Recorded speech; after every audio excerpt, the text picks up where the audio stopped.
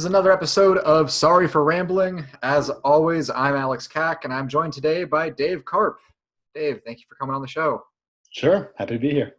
How are you holding up? Okay, these are weird times. I knew 2020 was gonna be bad, and it's just gotten sort of weirder and worse than I ever thought. And at this point, I just keep on wondering, like, all right, are the hornets gonna come back? Like, how is 2020 gonna undermine us even more? What happened with the Murder Hornets story? That that Really, came and it went. somebody on Twitter was noting that like that's clearly just setting up for the dystopia of season two. That like we're like gonna get Trump out of office, and we're gonna find out like, oh, but the murder hornets are coming to like take over. So like they've got to reappear at some point. But it's really how you know that like America, like the story of America has just gotten sort of weird and needs some more editing. The World War III plot line is the one that I'm really hoping doesn't reappear for. Really, like speaking as somebody whose main defense mechanism is like telling snarky jokes. Yeah, if World War III comes, like it doesn't go well for me. Yeah. No, I mean, I'm not sure that it goes well for anyone. Worldwide, to be frank, but Oh yeah, probably. yeah. It's terrible for everyone, but it reminds me. Friends and I used to play a game. I think everybody sometimes will play this over drinks of like discussing what your like zombie apocalypse strategy would be. And my answer was always like, "Oh, I'm gonna die early." Like that's what would happen to me in the zombie apocalypse. Like get that real early, like no skill sets, like nothing that I can bring to the table. Same way, like World War III arrives, like very little that I have to offer. Like I'm just mowed down early, I Yeah, the apocalypse survival plan is just suicide. think. Not even like not suicide, but just like like I'm not gonna. I'm like I'm dead weight. Like I recognize I'm dead weight. Like I can't farm. I like I can cook, but only if I can pick the stuff up from like Whole Foods or Trader Joe's. Like very little that I bring to the table. Once you no longer need a snarky professor who tweets a lot. Speaking of being a professor who tweets a lot, that is what you are. You're an associate professor at George Washington University. You've amassed quite a Twitter following, and you've also written and published 2 books. And I'd like to talk a little bit about those. The Move On Effect, Mhm. obviously named after the organization Move On. What is the Move On Effect? Both the title itself of the book and I mean, what is this book about? What are you describing here? Sure. So, as background, I grew up in political organizing. I got involved with the Sierra Club, big environmental group, back when I was a high school student.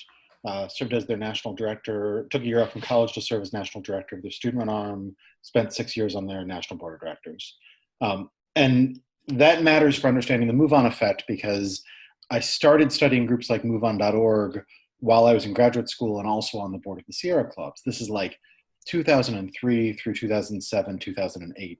I was helping to lead the Sierra Club. The internet was changing how you do political organizing during the Bush era. And both as a like young academic and as a practitioner, I was trying to figure out what's going on here.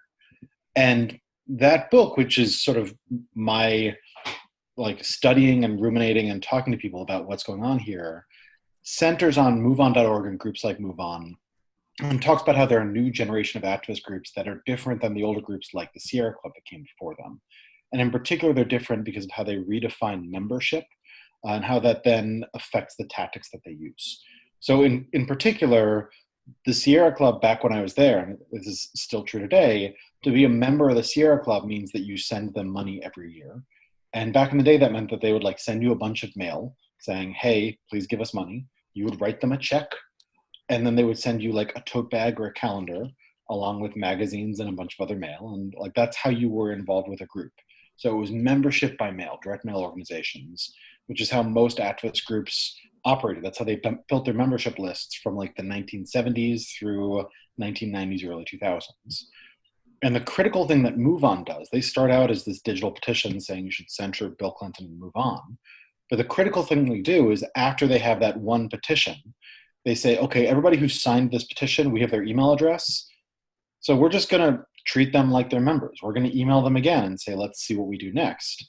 And during the mobilization against the Iraq war, that becomes real important because you have this mass mobilization going on where people take one action together.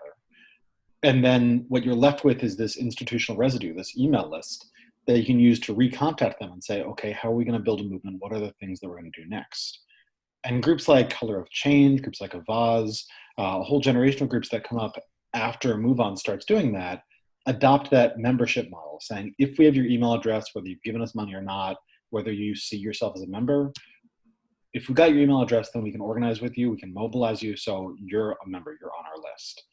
And that then leads them to do these more fast twitch tactics. They become more issue generalists working on everything instead of being single issue environmental groups or like civil rights groups or any other type of group. So it changes the style of organizing and the ways that these groups engage. So that was my first book. It came out in 2012. And yeah, it was kind of trying to figure out how do these groups like Move On differ from the older groups like Sierra Club.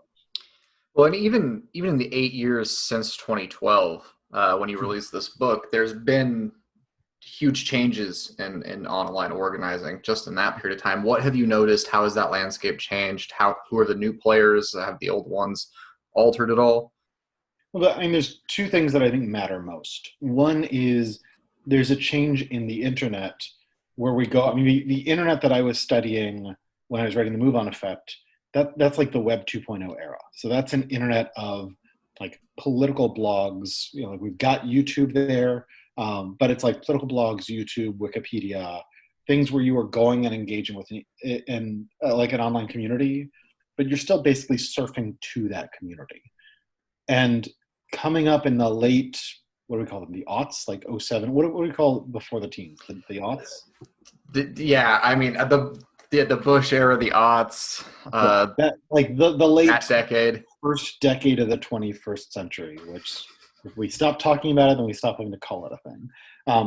But like that's when we start getting Twitter, we start getting Facebook. MySpace was before Facebook, but MySpace didn't have the feed that Facebook has. So what we start getting is this like scrolling culture of what we now know as social media, in which you're constantly going to your feeds and being fed.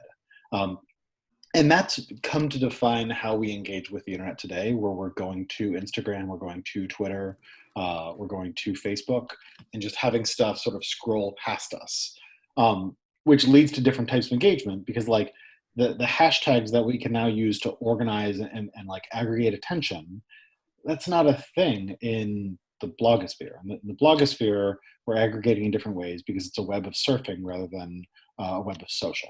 So I think the social web matters a lot for how you organize. It means that we're less aggregating email addresses. They still do that, but that's less the central focus than trying to organize the attention economy as it's come to be known with social media. And then the other thing is, of course, Trump. Right? Like my second book, Analytic Activism, was all about how this new generation of groups like MoveOn.org, use analytics in order to listen to that digital membership list and use that to refine tactics, refine strategies, and build power. And at that time, that came out in 2016, so it was research from like 2012 to 2015. One of the big things I was studying there was sites like change.org, like online petition sites, which are really valuable, really powerful in the politics of late Obama era. They still exist in the Trump era, but they matter less because in the Trump era, we have mass movements taken to the streets in response to like fascist takeovers. So I think the jarring presence of Donald Trump, the way that he's forced everyone to pay more attention to politics than they had really wanted to, frankly, and the way that the stakes have now gotten so blatant and so high and so present, that's led to, I think, more on-the-ground activism than we would have seen in the alternate universe where like Hillary Clinton was president. Like in that universe, I think we're still pretty focused on things like digital petitions. Now, like sure that like there's a change.org petition around George Floyd, but there's also mass mobilizations in the streets, and they keep on growing and growing and growing as our politics becomes more central to everyday life. It is interesting having to play those hypotheticals and talk about how important, we're ultimately this conversation is about organizing the digital sphere. But I think sometimes when you have those conversations, they get very siloed away from what's actually happening in the real world, people that are getting elected or not. it's important to remember, like you're saying, that these things are very connected. And yeah, in the alternate reality of 2016, the less dark timeline, there probably is there's still activism going on, but the way that it's evolved has probably been very different. Right. Yeah. That would have been a politics in which the limitations of the Democratic Party would have seemed like deeply apparent. One thing that I had noticed, again, this is from the pre-Trump era, I think it's noteworthy that like the Occupy movement comes up during the Obama era. The anti-globalization movement comes up during the Clinton era. Generally speaking, you see sort of an upwelling of radical domestic politics on the left when Democrats are in office, because what that does is it means that the easy answer of, oh, well, things are terrible because Republicans are running things, let's just elect some Democrats and things will be better, that kind of goes out the window in normal times. And you see sort of the upwelling of some radical politics because the limitations of reformist politics, the politics that I practice, are most obvious. Black Lives Matter starts during the Obama administrations. As we see, having a black president doesn't mean that we're not a racist society still. So like usually we have that upwelling happening when Democrats are in office.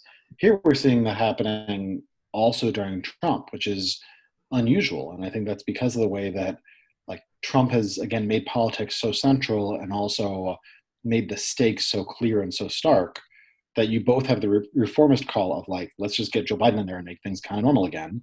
And you also have the radical call of like, no, everything is broken and we need fundamental change.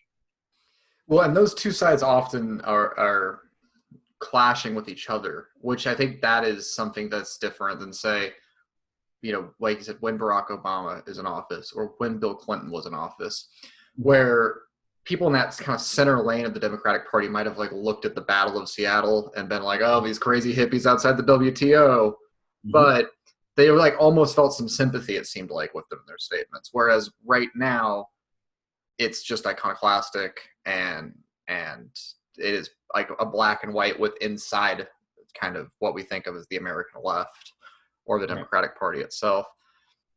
How does digital organizing factor into that? I mean, is that something that you've studied at all? Do you think that that's a driving issue, or do you think that it's kind of all on the extremism of the Trump administration?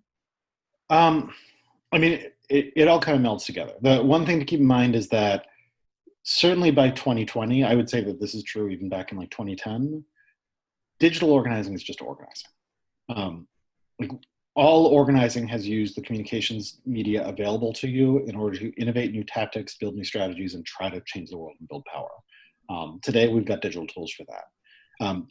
But the sort of like trade-off between online and offline, that's a thing that like a lot of academics in my neck of the woods, back in like 2015, we spent a lot of time being like, oh, online versus offline, which is more effective? And at the time, I was one of the people being like, you're kind of doing them both at once. And now it's become really clear, right? Like now, yes, we're organizing hashtags through Twitter and Instagram, but then the people who are organizing those hashtags are also organizing rallies and marches. So it's all kind of blending together in order to try to create leverage, in order to try to create power. And that goes back to a lot of the fundamental principle. And like I teach Saul Alinsky's Rules for Radicals when I teach strategic political communication to undergrads and to grad students. That book came out in 1971, but it's still incredibly useful for understanding how do you create leverage in a moment? How do you respond to an opponent? And in that sense, yeah, it all ends up being about Trump, because if achieving what you want to achieve, if creating the world you want to create means taking a powerful person out of power, and in this case it does, then it's all about how do we mess with him?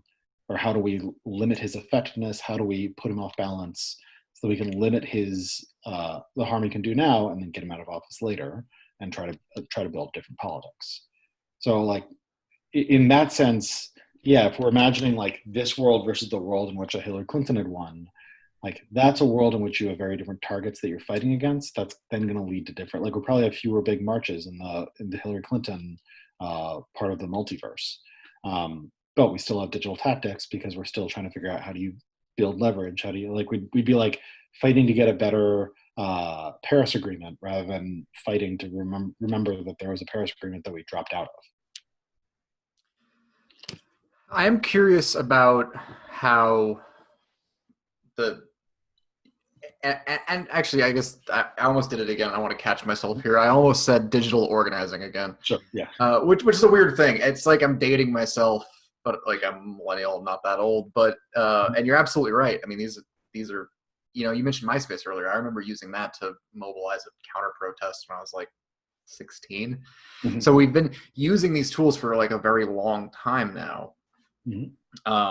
And it is there. It's completely the digital manifests into the physical, and kind of I guess always has. But the one thing I do see that is different is the speed of the communication and the Mhm. lack of filter on it. There's all people have always been putting bad information out into the world. That's never not been the case. Mhm. But there's so much of it currently, and it seems like there's so many people who are full stock believing it. Mhm. How does that change the politics of the current moment, and how do you envision that changing the politics of the future? Right. Um, there's I have a lot to say about that. I actually wrote a book chapter about specifically that. So a couple I want you things. to recite the entire chapter, please. Go. Um, so one of the things that stands out, actually, I think I quibble with is it's not that there's no filter. There's now algorithmic filters. And that matters a lot. Like one of the things that matters a lot for organizing today is with Google and Facebook being information monopolies, you live by the Facebook, you die by the Facebook. In my book, Analytic Activism, I have a whole chapter about Upworthy, which was defining the internet in 2013. Like they broke the internet in 2013 because they figured out how to write headlines for Facebook that would get people to click and move off of Facebook to Upworthy to like see interesting content. And I Facebook com- looked at that. I completely forgot about Upworthy until you Right, mentioned it right now, right. but it was everywhere. It was like they apologized a year later for just completely breaking the internet. And like part of what happened to Upworthy, a lot of things happened, but like part of what happened to Upworthy there is Facebook looked at that and they were like, "That's some really nice traffic you have. It will be a shame if something happened to it." And Facebook, after seeing what Upworthy was doing, said, "We're going to create Facebook video," because Upworthy was sending people to videos off of Facebook's site. Facebook said, "We're going to have a new product, Facebook video, and algorithmically, things that use Facebook video just do better now." And that didn't end Upworthy, but that ended like Upworthy was like rising, like just like vertically. And their traffic, they peaked at I think it was like 80 million unique visitors in a month, and they dropped to like 20 million in a month once Facebook made that algorithmic change. So like it's that's important because it's not that there's no filter, there's an algorithmic filter, and that sets up things like how do you deal with the Alex Joneses of the world? You deplatform the assholes, right? Like the reason why we have the Milo Yiannopoulos, I'm pronouncing his last name wrong. I always get it wrong. Alex Jones is like all of the like alt-right jackasses. They have realized that there's a lot of money in being deeply offensive, deeply misogynistic, and telling an audience a bunch of colorful lies that they would enjoy believing. And when you deplatform them, because it's not that there's no filter, there's algorithmic filters. When you forget deplatform, just like algorithmically penalize them. When you make that less profitable speech, they do less of it. But so long as the most profitable speech is the worst speech, so long as a way to get rich is to write books about QAnon, we're going to have a public sphere that's full of QAnon bullshit. And like we can't survive as a society if that's how you get rich is by like insane QAnon stuff. Um, but that's actually not the chapter that I was about to talk about. The thing I was going to talk about that I like find really fascinating. I did this side project back in summer of 2018, which I'd always wanted to do. I read all of Wired magazine chronologically over like full 25 years. I know, right? I have an awesome job. Like I was just like, that's going to be my job this summer. I'm just going to do that. So I did that, and then I wrote about it for Wired. It's in their October 2018 issue. But a thing that stood out when I was doing that big archival project is there's this one article in Wired from must have been January 1997, where they're talking about all of the lies and conspiracy theories that are on the web about Clinton and how they're trying to swing the election. And it was like so bizarre seeing it because they were writing about the conspiracy mongering and all of the lying about an individual with the last name of Clinton that was trying to swing an election, but it was Bill Clinton and it was 1996 instead of all of the conspiracy theories and lies that we had about Hillary Clinton in 2016.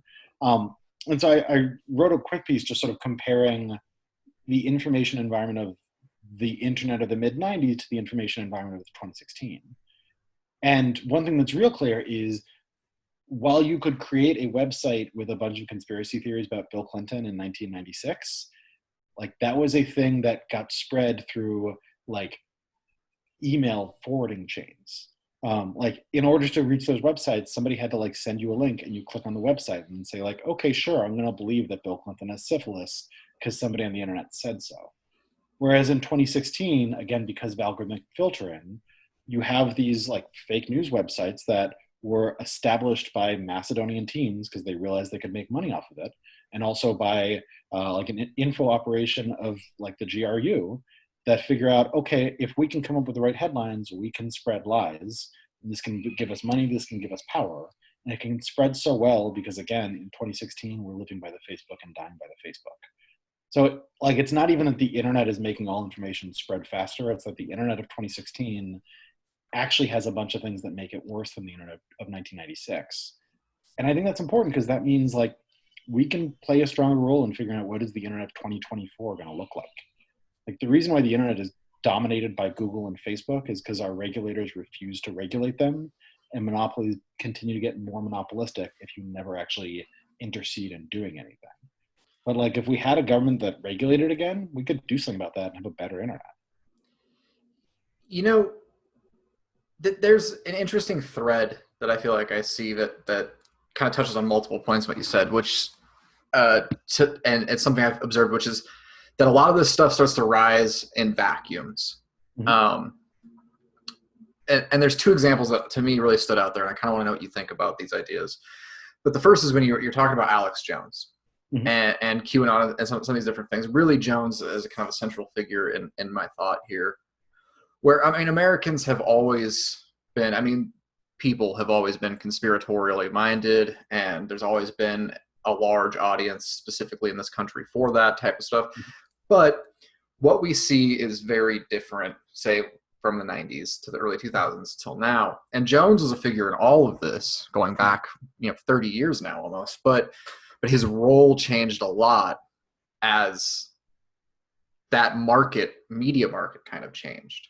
Right. And when you look back at the way that the kind of out there conspiracy-minded stuff, it was a lot of, 20, 30 years ago, it was a lot of, ghosts and UFOs and the Weekly World News, which was openly satirical, and Art Bell was like the central figure, right? Mm-hmm. Every once in a while, kind of libertarian-y politically, but not a lot. Mm-hmm. His retirement, the folding of some of these other things, it created this almost like vacuum suck right as digital media was rising, and mm-hmm. it was like this perfect rocket ship for a guy like Jones, who had been struggling as a local Austin radio host and like failed perennial political candidate, to just mm-hmm. rise through it. I see the same thing almost when we're talking about the rise of Facebook. You talked about living and dying by Facebook, and you talked about, we had MySpace before that. Mm-hmm. But do you remember the conversations that were kind of going on as people made that migration? It was never like, oh, Facebook is better. It was just like, oh, MySpace has gotten so bad since News Corp bought it. Like it literally. Actually, I would disagree there. Would you? So I would say a couple of things happen that mattered a lot. Facebook debuted the feed. MySpace, you remember, didn't have the feed. So it had the bulletin feature. Mm-hmm, right. But you go to MySpace, you had to like click on other people's profiles to see what was up with them. So it was a good way to like waste your time web surfing socially. But beyond that, like it was static. And when Facebook created the feed, people hated it. They were like, this is such a privacy violation, turn it off. And like Mark Zuckerberg was like, no, this is the future. This is what we're doing.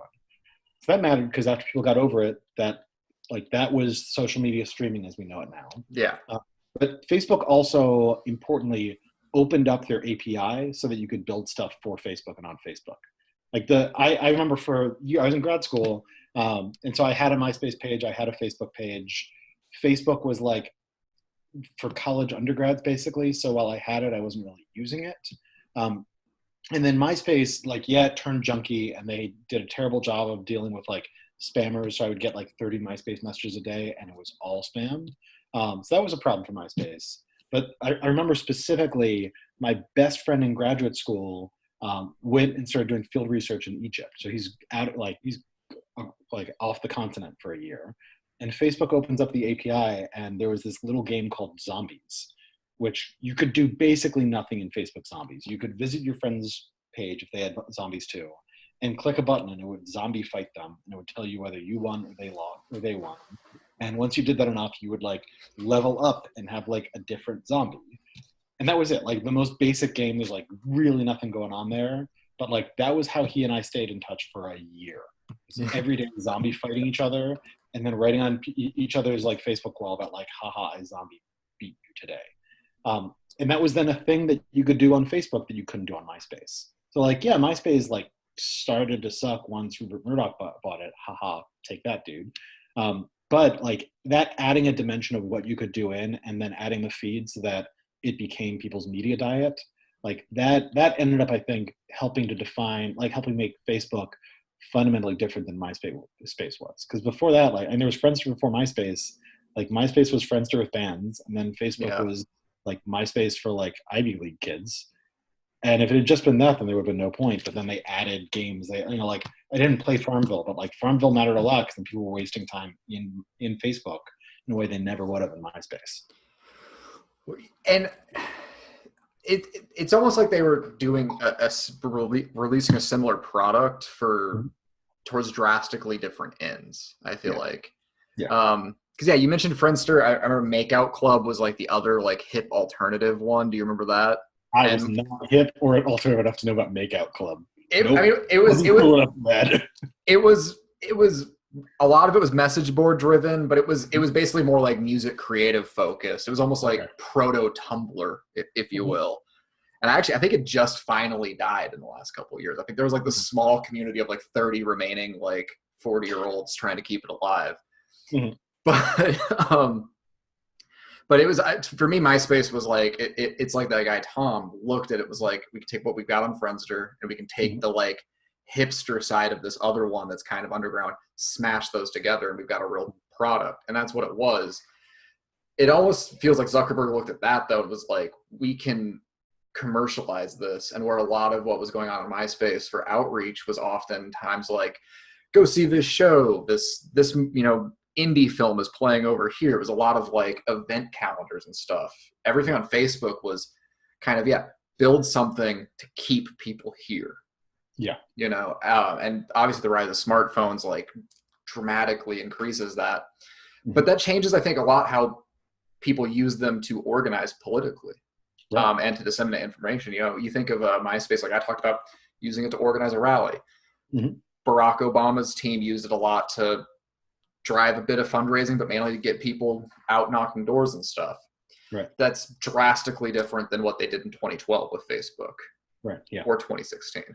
Right. And in particular, Facebook of 2012 is different than Facebook of 2016 and different than MySpace of 2008. Yeah. Yeah. And so the real question, though, is what is happening I think in 2020 right now? Because, I mean, Facebook seems like it's in a very tumultuous position. Similar to the MySpace of 2008 or 2009, where the ship could be righted or it could start to sink to a competitor.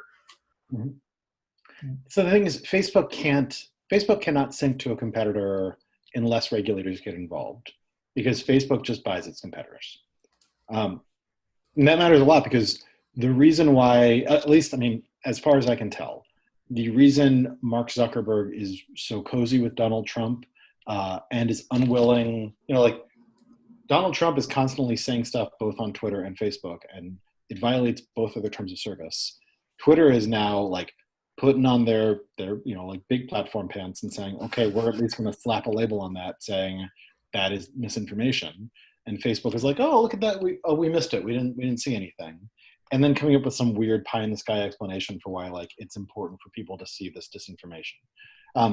And they're unwilling to do anything about Trump, regardless of what he says and does, because Facebook knows that they don't really need to worry about you and me being grossed out by Facebook. The threat to Facebook is not people disliking it because what, we're going to go to Instagram then, and Instagram is Facebook. Sorry. What they need to worry about is actual regulation. Like, they saw Elizabeth Warren as, I think Zuckerberg said, an existential threat, because Warren was saying, yeah, if I get elected, we're going to actually look at regulating them and maybe even breaking up monopolies. And Trump has made it pretty clear, like, hey, so long as I'm allowed to do whatever I want to do, I'm fine with you. I'm going to say some bad words about how Diamond and Silk don't get enough audience on Facebook. But besides that, so long as you're nice to me, I'm going to be nice to you. So, like, that's the big story of Facebook in this election is, like, Facebook is this massive platform that fewer and fewer people like and trust, but also we can't escape it without going to another Facebook platform property. And as a company, they just realize we need to keep the Republicans happy, because so long as they're happy, they won't try to regulate us, and we want to avoid being regulated. That's in the company's interest and also terrible for democracy. It reminds me of a few years ago when we all started to think that Mark Zuckerberg was going to try to run for president in this last cycle, or in this current cycle. For the record, cycle. When that was going on, I was like, nope, bullshit, that's not happening. I rarely am able to say, like, I got that one right, but when people were saying that, I was like, y'all are full of shit. He's not doing that. Y'all are full of shit. I bought into it. You know what it was? It was that one commencement speech. It was that one commencement speech where he had this. He refused to wear the gown and he wore the suit with the little lapel flag, like a candidate. Like, do a virtual visit to Iowa or something. Yeah, but like, yeah, he's rich and bored. Like, come on. Yeah, I mean, yeah, it's like he was gonna run for president the same way that like every rich guy is gonna run for president, which is like, yeah, Mark Cuban's always like, maybe I'll run it. It's like, no, you're not. You're just kind of bored right now and have too much money. It is interesting looking at how kind of the online conversation, social media conversation has shaped this presidential election. The one thing that's really stood out to me was the role of third parties and how they've organized online.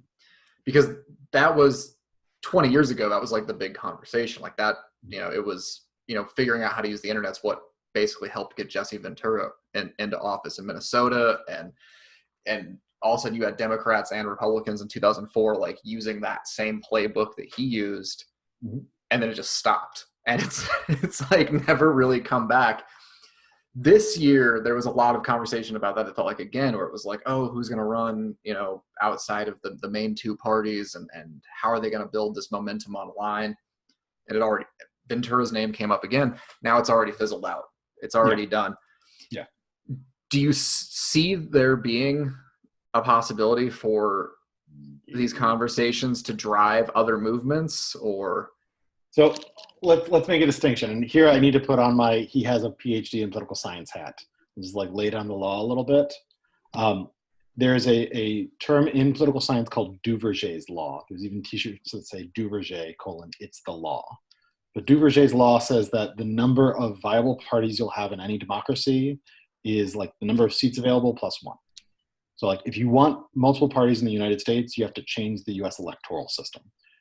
If we had like multi-member districts for the House, if like a state with 10 seats didn't just do like each district gets one seat, but said like, okay, the whole state votes, we get 10 seats, you could then have multiple viable parties.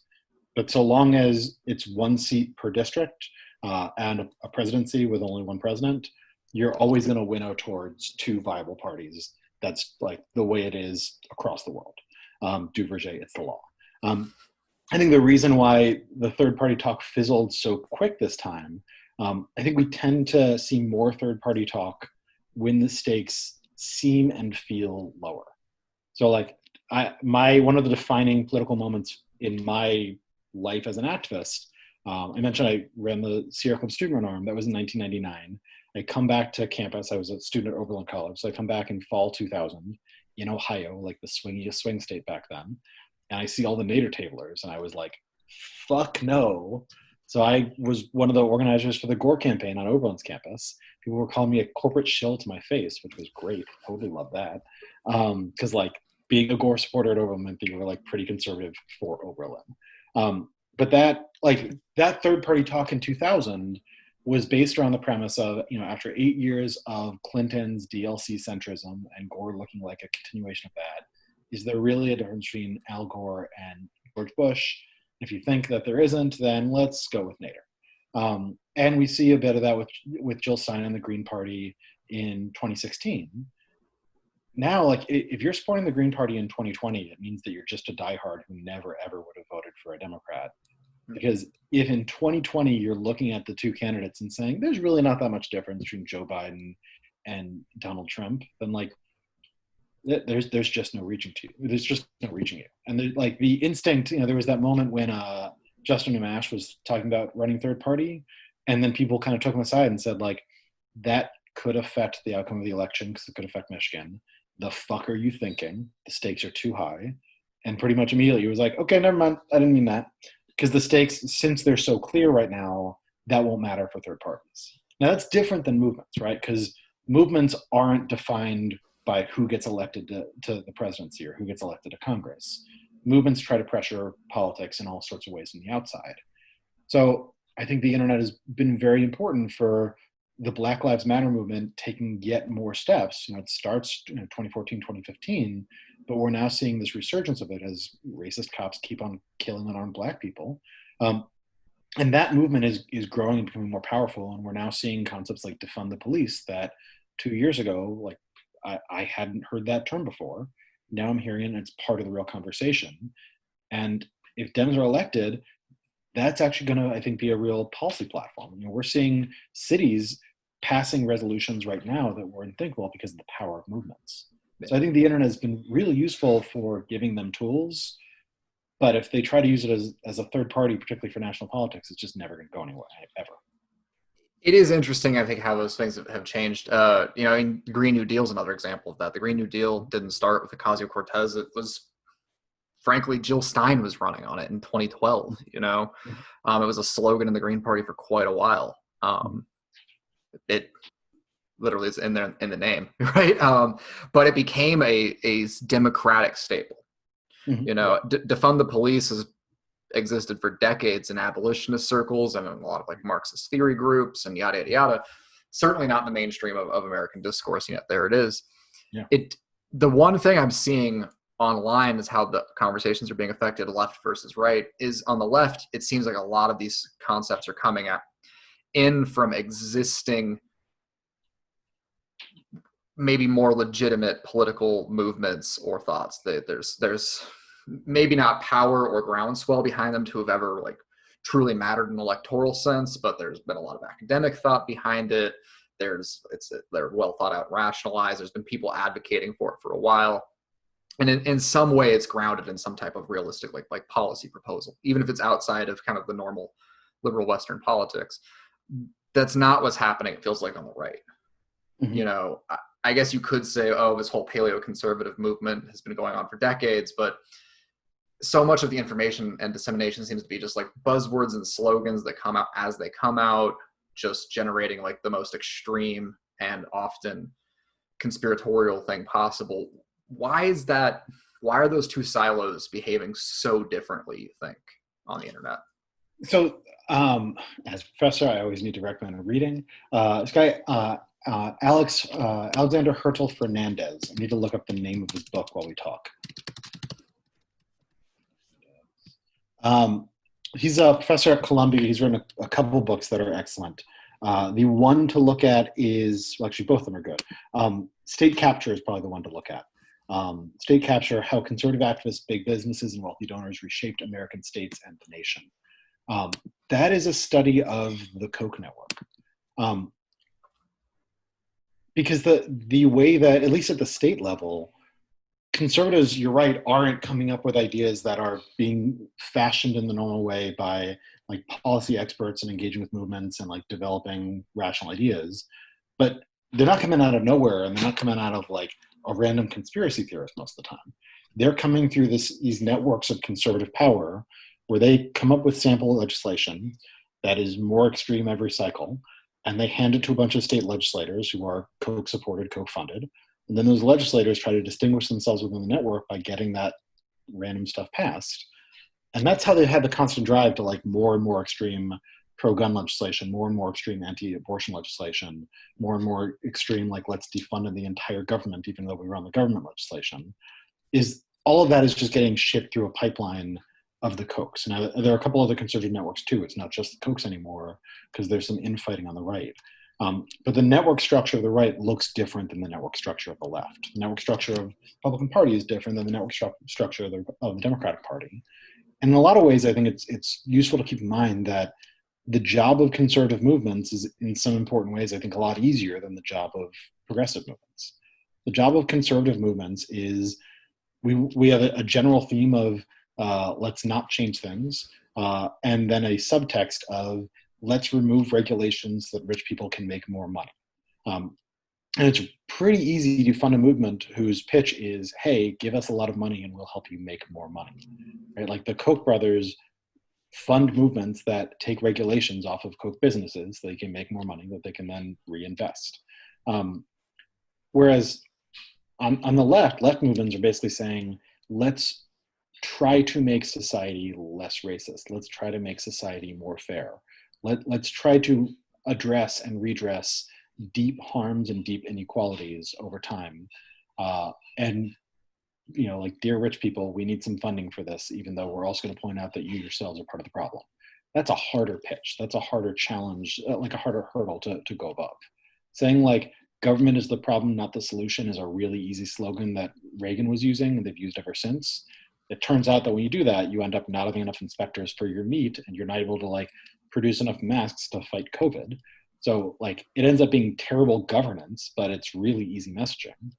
Whereas if what you're trying to say is like, all right, we would like law and order not to just give a bunch of like angry cops the ability to shoot people with impunity, like that's the cause of justice, but it's also it's a tougher lift than the lift that the conservatives give themselves.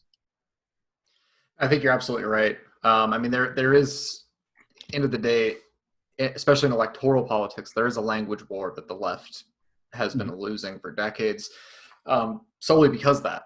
You know, it's really hard to just sloganize policy and ideas on making the world better. Nuance and complexity. That's harder than just saying like, yeah, let's just bullshit. Let's just let powerful white guys stay in power. Like that's a way easier message. It's not that conservatives are better at messaging than liberals. It's that conservatives have got the easier lift. Yeah, absolutely. I think that really gets to the heart of it. It's actually, I think, an incredibly valuable point to kind of sit on. We are getting towards the end of time. I want to ask two things before we close out here, which is one, you know, do you have another book coming in the pipeline? And if so, can you talk about it? Bring me back on your show in like 4 years. 4 years, all right. The plan is to turn that Wired project that I mentioned into a book on the history of the digital future. Sort of looking at where we thought the internet was going to take politics and society in the 90s and the early 2000s and 2010s, to kind of trace the systematic predictions that we're always making about the near future and always getting wrong. That's like sort of this big passion project that I have. I've also got a toddler and a 1-month-old, so like haven't had a lot of writing time, and it's going to be at least a couple of years until I really am able to turn that into the book that I want it to be. So like, yeah, I've got a book project, but like, man, is it going to be slow. So well, let's talk about that and talk about the 2024 race. Like those two will probably line up. I can't wait to have you back on. I'm just honored that you think that the show is still going to be in existence in 4 years. That is a speculation for the future, but I do not think will pan out. The last question I'm going to ask is one I like to ask everybody who comes on this program, which is always a complete break from the rest of the conversation. But throughout your career and throughout all of the work that you've done, what's the thing that you most want to convey to other people?